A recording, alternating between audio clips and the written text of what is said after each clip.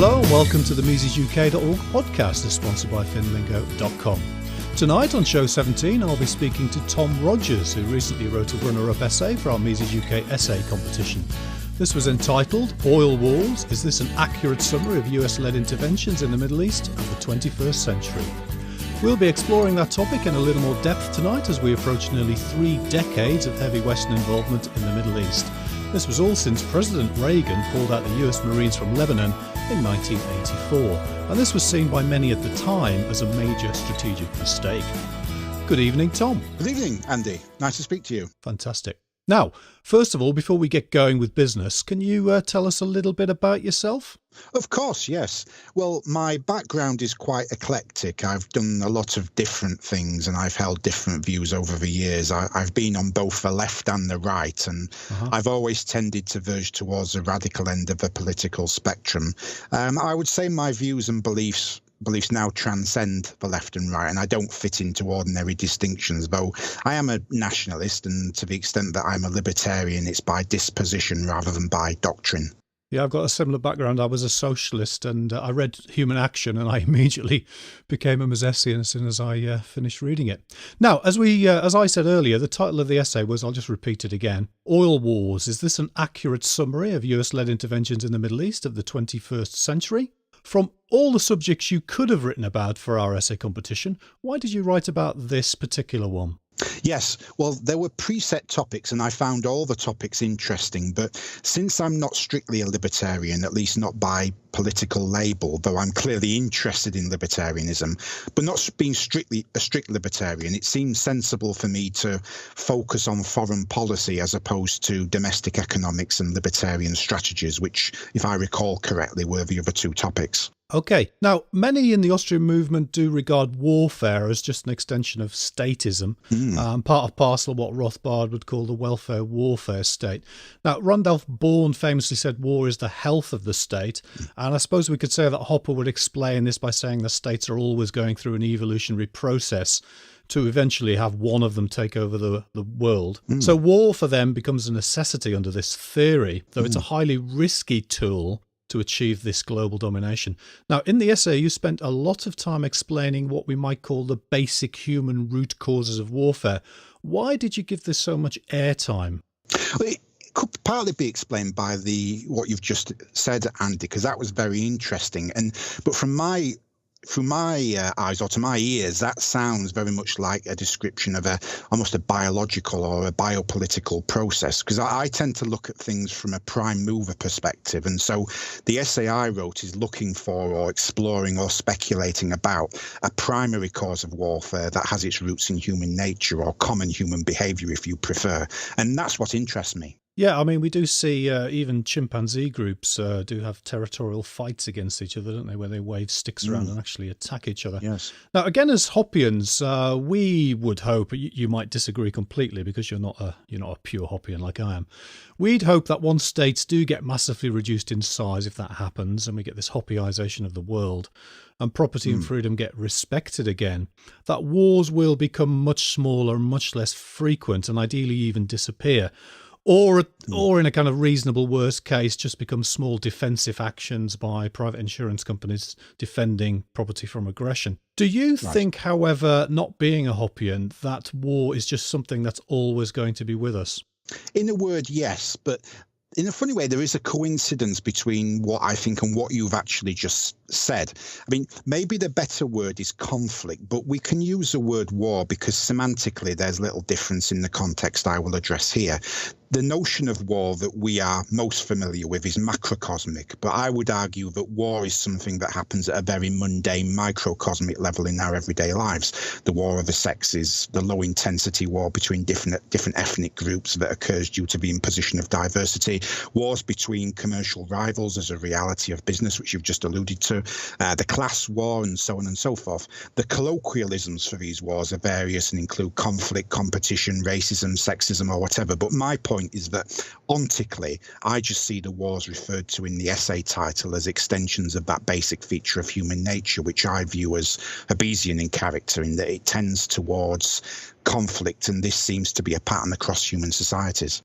So Hobbes talked about man in the primitive state of nature being war of all against all. And, so when I'm kind of therefore stylizing human nature as something where everybody is at war with each other, not necessarily in the conventional sense, but war can take on the sense of being conflict in that people have different interests. And so I would say it goes back to three common factors, which I would call sex, space, and tribe, all of which I think are facets of human nature. You could quibble with that, with my terminology, and you could say, but it's not human nature, and that Hobbes was wrong. It's just common human behaviour. But I'm not sure that really matters. Well, I think this is where we need morality, isn't it? And we also need definitions of what property is and who owns the property, and because then people try to grab the property of others, and then that leads to the conflict. But if we have clear, defined boundaries and everyone accepts them, or at least most people, then things will get a little bit better. Now, speaking of the war of all against all, in the essay you also spent quite a bit of time going into George Orwell's 1984 with Oceania, Eurasia and East Asia, all locked into this perpetual three-way war. Now, in the book, that's said to be designed to prop up all the ruling oligarchs in each of the three states who all know what they're doing. Do you think we've got a similar kind of perpetual war going on in the real world? Yes, I think so. I think that, as I say, in my opinion, it is just a reality of human nature. It just depends on what kind of form it takes, but in the form that is similar, literally similar to that described by Orwell. Yes, I believe that war, the form it takes, is a war between commercial interests. What Orwell is of interest to me, because although I wouldn't say he was a great writer, he's not an exemplar of the English canon in the sense that, say, Dickens is, but he's my favourite writer along with the American Jack London. But both Orwell and London have had a significant effect on my political beliefs, especially. I discussed Orwell in the essay for two reasons, because the novel 1984 is partly about war, not just in the ontically conventional sense that most people recognise, but also in the sense I would recognise. Orwell is referring explicitly to mundane social and interpersonal warfare, not as a dissonant dynamic in society, but as a cohesive dynamic. He talks about both a class war and also a war between the sexes, and how both the reality and fantasy of those things can be manipulated. And I think, going back to the question you've just asked me, that's what happens in reality. To make the point simply, Orwell is telling us that Oceania is a society at war, not just at war fictionally or factually with other superpowers, but also at war with itself.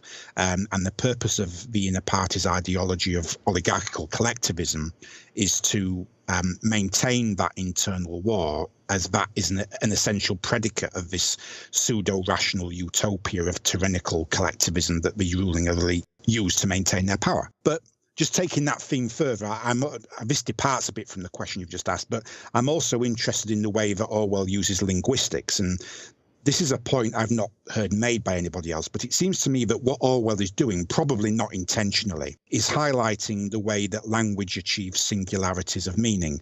And this is something that segues nicely into my thoughts on war as a natural phenomenon. Orwell, as you know, he had a great interest in political language, but he uses opposites to make a point about mass psychological manipulation. So on the Ministry of Truth Building, it says war is peace, freedom is slavery, etc. Those are posited by Orwell as dichotomies, but I would argue that they aren't dichotomies. In fact, they are singularities.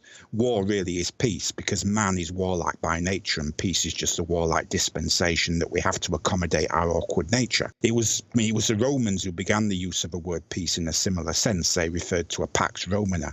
I think it was Seneca who first coined the term, and it was used to denote the Roman imperial order. It's obvious from looking at the history of that period, but it didn't mean an actual peace, as in the absence of violence. And freedom really is slavery, because any systemized order is implicitly slave-like. So the answer is either to meta-systemize social orders or de-systemize human arrangements altogether and return to some sort of tribalism.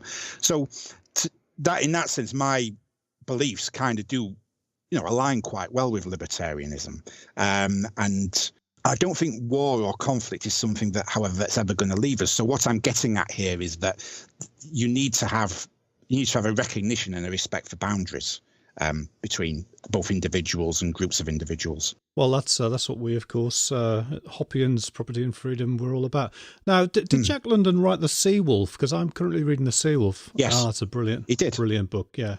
Fantastic. Yes, of course, the Romans with the Temple of Janus, where they, I can't remember whether they closed the doors or opened the doors during times of war, but eventually they were either always closed or always open because they were always at war.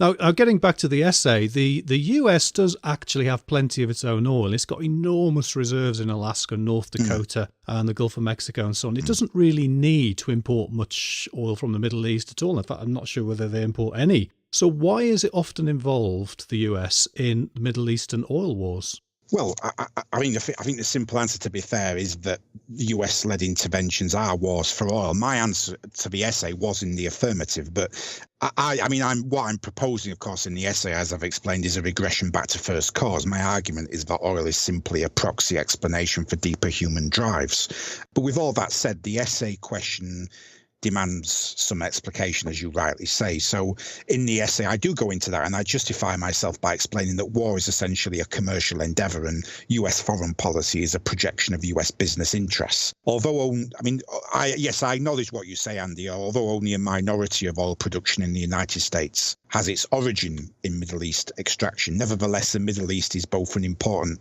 source of oil and also an important part of the oil pricing market. And furthermore, as I explained in the essay, the petrodollar system is of significant importance to public expenditure by the US federal government. So to my mind, it does make sense that the US would take an active interest in the Middle East for those reasons, apart from other reasons. I know there are other reasons, and they are significant too. But when I put forward a commercial explanation like that, I'm not arguing in the same way as someone like Noam Chomsky. I don't believe in dissolving moral distinctions completely when it comes to explaining US foreign policy, and I do accept that there are ethical particularities that guide it. Though, like Chomsky, I think they are secondary, and this whole international humanitarianism thing, if you like, is often that's just a rationalization for harder-nosed interests. But at the same time, I don't go as far as a neoconservative like, say, Robert Kaplan, who argues that you need an organizing hegemony in order to offset the Hobbesian character of the world. But I do agree with him that the human social world,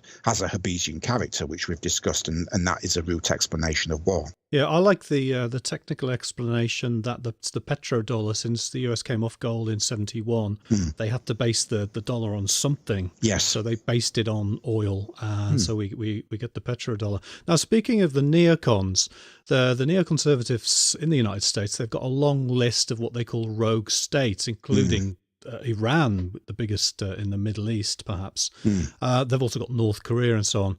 Do you think these neocons still have that strong sway over the US military and foreign policy that they definitely had, say, 15 years ago?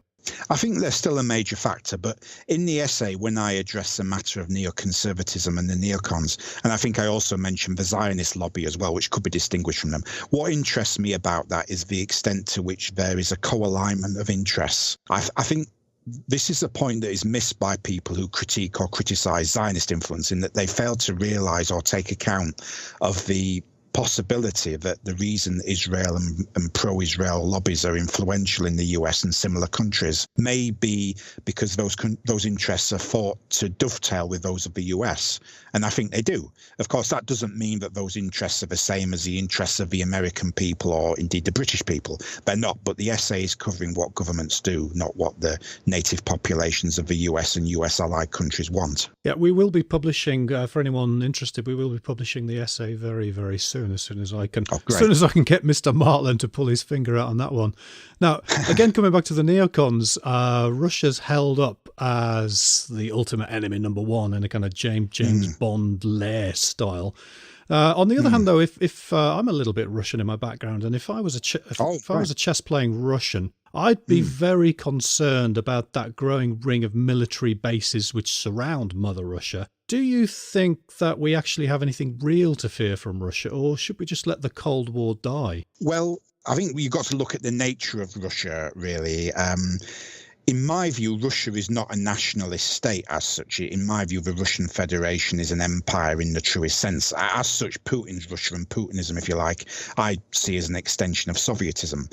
The Russian Federation in its political and economic structures looks a lot like the USSR to me. And, I tend towards simplification in other words, Russia just wants the same thing as the USA. There's no ideology as such. There are just interests. And the same applies to Russia's precursor, the USSR. I don't believe the Cold War was really about ideology. I think it was about profit, which if you think about it is sort of the same as saying that US-led interventions are about oil.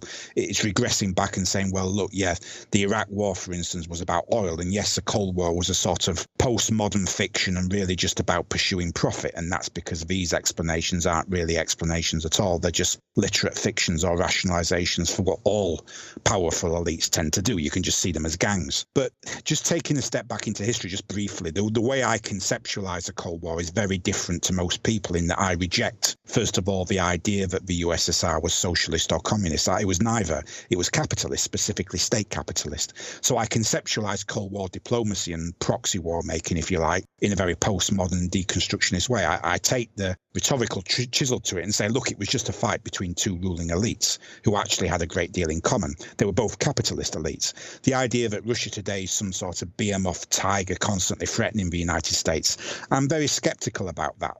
Even in relation to its precursor, the USSR. The USSR, in my opinion, was just a commercial entity, almost akin to a business, and I see no reason to view Russia differently, and not least when you take into account Russia's military strength, which is greatly less than that of the United States and even Britain.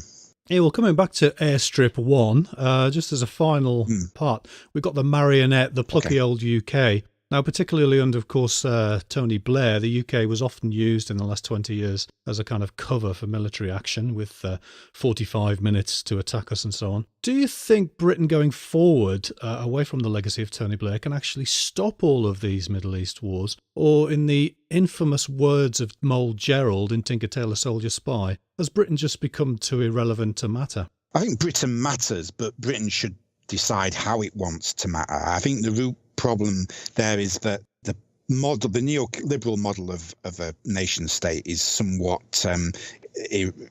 somewhat of a problem. It could even be seen as dangerous in that it's very expansive and interventionist due to this need we've talked about, which was intellectualized by the neoconservatives, which is to spread, well, I talk about it in the essay, which is to spread commercially friendly civic and political values. And, that interventionism seems to turn into a mandate for suppressing natural boundaries, both within allied countries and the states that are intervened in. So I question the viability of that, because if you acknowledge the existence and importance of a natural order, though no nation state of that kind can exist, or maybe it can in the Oceania sense, in the sense of Airstrip 1, in that you could have this constant state of internal warfare between, and then maybe that's a way, that dissonance is a way of keeping societies together so that they're constantly at war, people are constantly at war with each other, and the elites then can manage the tension. So where I go with that insight in terms of British foreign policy, if it were to serve the interests of the British people as opposed to the interests of an abusive elite, would be that it needs to begin with an acknowledgement of sovereignty at all levels of society, not just internationally. And the first practical step towards a sovereignty respecting foreign policy would be strategic neutrality. People think that makes us irrelevant because it would mean, in my view, it would mean leaving all the sovereignty denying organisations like the EU, NATO, the United Nations. But actually, I think that approach would make us more fit for today's multilateral realities. Because at the end of the day, people look at the debate about Brexit and the EU. People say, well, if we leave the EU can stop us trading with European countries. But it can't, because it's not Britain and the EU that trade. It's businesses, consumers to some extent, who participate in trade multilaterally with each other. So, the neutrality and respecting sovereignty would actually make us more of a liberal country. It would help us also guarantee the future of the British people. Okay, Tom, it was great to speak to you tonight. Are you working on anything at the moment, or do you have a website where we can find out more about you? I do, but I'm working on that. So I can always add something in the comments as and when that's ready. But I am very busy with work at the moment, so that can be difficult. But yes, if I do develop anything further, I will let you know. If it's of relevance to the Mises Institute. Okay, thank you very much for your time tonight, Tom Rogers. Thank you. We hope you enjoyed tonight's programme on the MisesUK.org podcast. If you'd like to help us out, we'd really appreciate any 5-star ratings or reviews you can give us on iTunes, or you can share our links on your favourite social media sites. You can also help us out by going to our donate page at MisesUK.org and making a contribution, where I'm sure that our glorious chairman, Keir Martland, will be more than willing to help you make the world a better place by taking your hard, cold cash to ensure the future of MisesUK.org. We'll be back soon with episode 18 of the Mises UK podcast. In the meantime, please look after your property and freedom responsibly.